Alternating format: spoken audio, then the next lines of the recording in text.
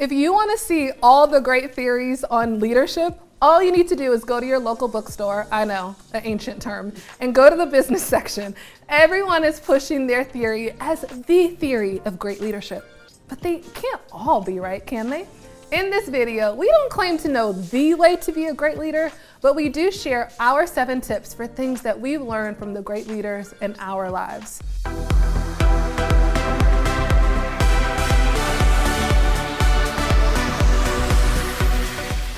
I'm LizJSimpson, founder of the Big Money Movement, accompanied by Cheryl Parks and Heather Petherick.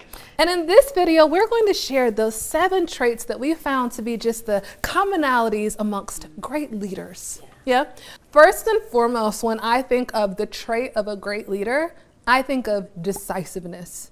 Leaders are constantly having to make decisions in the business. And it can be a heavy load to bear, right? When you're the leader, you cannot skirt around and say, well, I don't know, so-and-so said do it.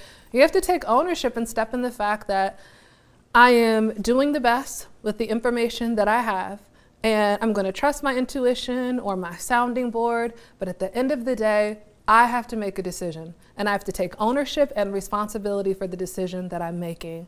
And I know in the Big Money Movement, we coach women entrepreneurs, and this can be a challenge as a transition. We talk about women who've been in corporate for so long, and then now they leave corporate and they're an entrepreneur and the leader of their own business. And it's realizing that I now have to take ownership for my decisions. And sometimes we don't want to make decisions, right? Like, it's just like, I just wish that things could keep going, or I just, call it the ostrich. Like, I want to put my head in the sand, right? But you have to make decisions. And I think decision making is a muscle that you have to flex.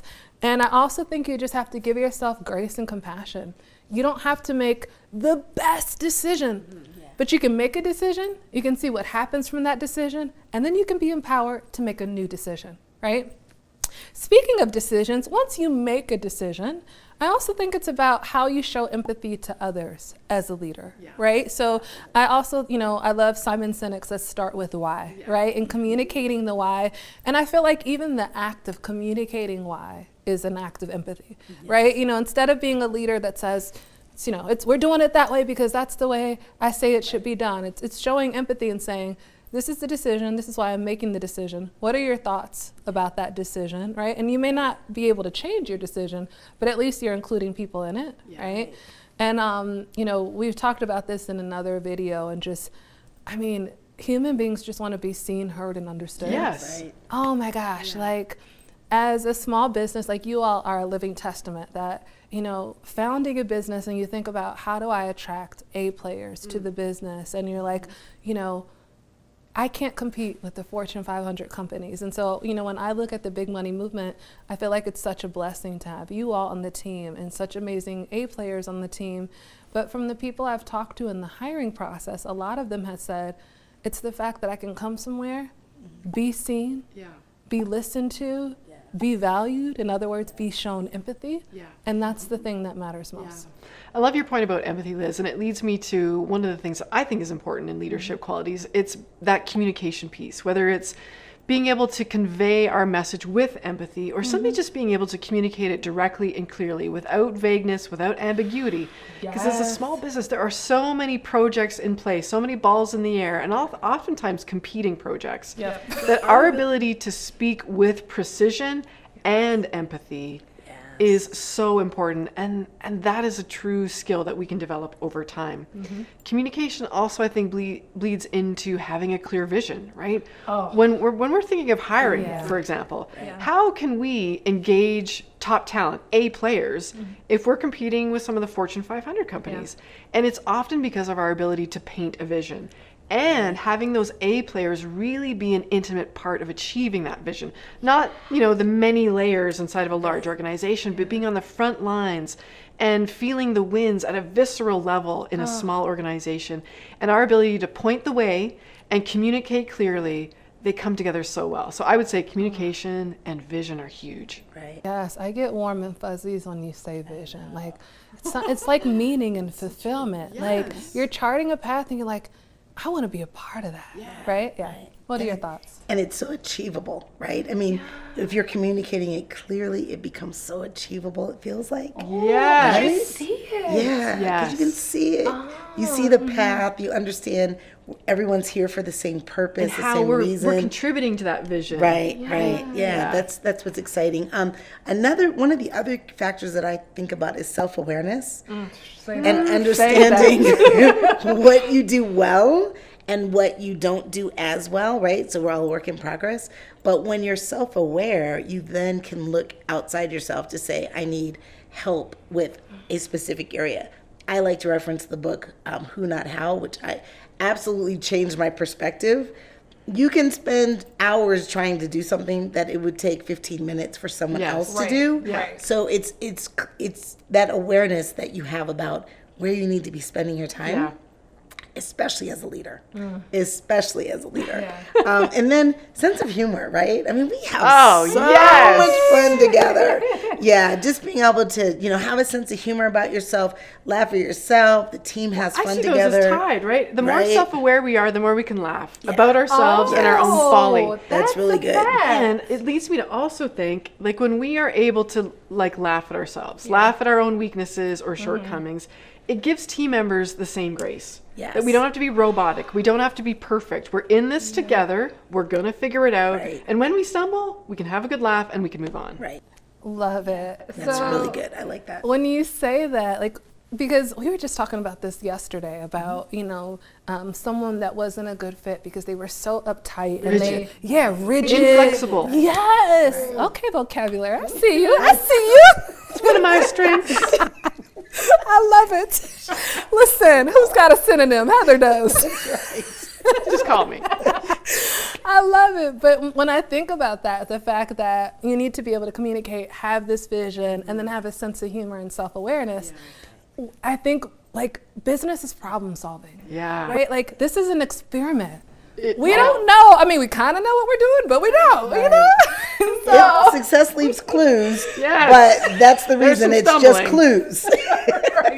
right. We got to put all these pieces together. And so we need that flexibility, that self-awareness, the sense of humor, so that we can sustain the journey, right? Because it's not black and white, right? And we're going to take some steps and we're going to observe, but it's that curiosity and problem solving. Like, okay, and listen, as a business leader, I'm so tired of solving problems some days. I'm like, it is nothing but problems, right? You're just like, all right, but what's interesting is, having to solve so many over and over, I don't know if I see them as like problems as much as it's just like, I guess it is problems, but it's just like, okay, these are pieces of the puzzle. Yeah. These are things that we have to tweak. These are things that we have to refine. This thing is doing well, so we can leave that alone. Right. But that is literally the nature of leadership, right? It's just the process. Yeah. Absolutely. And helping to chart the path to redirect team members. Like, okay, this is what's happening. I need you focused on this problem. I need you focused on that solution. So if you haven't seen that since the pandemic, then you're just not paying attention, because the pandemic changed everything for every leader in the world. Instantly. Yeah. So that was key area. But leaders step up and they understand that they have to come up with additional options and ways to do things and be empathetic and communicate clearly and have a vision and all the things that were on this list. Yes. I think that so many of them don't see themselves as leaders, going back to this stereotypical leadership narrative. And so can we talk about like how we're saying these are 7 great traits, but you may not see them crystal clear right now, but don't let that steer you away from leadership. Like, can we talk about like how you build these maybe? I'm almost thinking about, again, going to seasons. So the season you're in when you start a business, and that's you leading the way for yourself, and then you create know, like, trust, and you start to become a leader for clients, and then you hire a team, and now you're a leader for your team, so you can the team can push you up and out. And there's just these different areas of leadership, so it becomes what do you have? Like, what do you have that comes to the forefront for you? Yeah. What are your leadership strengths today that you can lean on and into as you develop some of the others? And I think what I love about this list, or some of the caution around any list of great leadership qualities, right, is I would caution any of us looking at someone's list of great leadership and saying, yes, yes, oh, no, no, I guess I can never be a leader. Because if we're truly doing our work in this world, we are constantly evolving, growing, and leaning into these capacities. So we may know that we're a great communicator today, but we're maybe not great at painting a vision, or we're not great at giving direction. It doesn't mean that you can't become a great leader. You can. And sometimes the best leaders are the ones that don't think they are, right? Because of empathy, and humility and a sense of humor. Yes. So while I think having a list of leadership skills is a great North Star, like a true north to move towards, I don't think it should ever be like a litmus test of you can be a leader, but sorry, hun, you can't. Right. And that, like, that resonates with me so strongly because, you know, being so mission driven about empowering women entrepreneurs, I see so many opt out. Yes, they take themselves out of the game before they have a chance. My goodness. They opt out because of that, because they have not seen leaders to show up like them, or, you know, they feel like I need permission, or I didn't have this type of leadership role. And so all I've seen is bad leadership examples. And that seems to be rewarded. So maybe this isn't for me. Right. That's a big thing. That was a mouthful.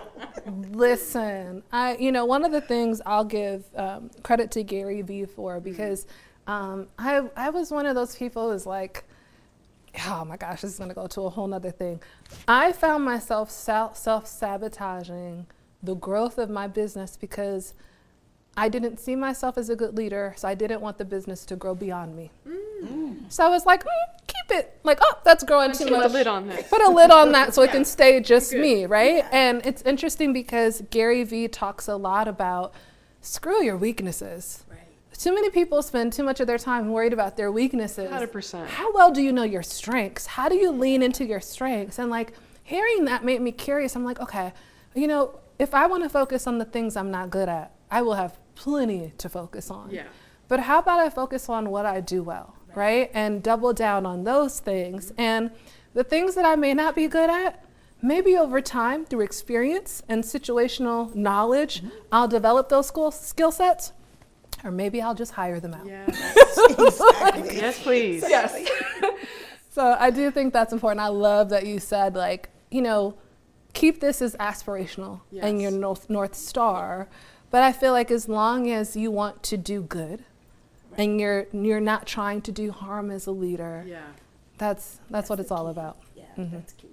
If you want to learn more about these traits, we got you covered. We're going to continue the conversation. Click this next video where we're going to talk about how to develop and be a great leader.